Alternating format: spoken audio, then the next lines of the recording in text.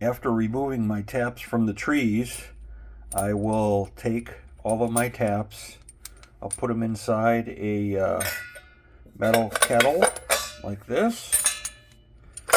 We're going to fill it up with water, and then we're going to boil our taps in water. And I like to boil them for about 10 minutes.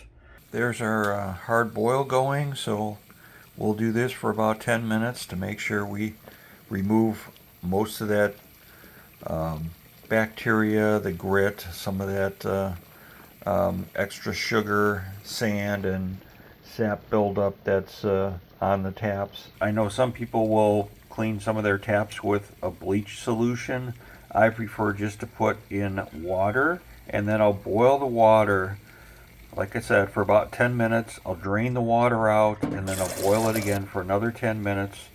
Then take the taps out to dry and let them sit and make sure they're completely dried off before I store them in Ziploc bags until next year when I need them. So that's what I do each year, and that's it. That's the end of your maple tapping season. Store your taps, clean them, have them stored away till next February.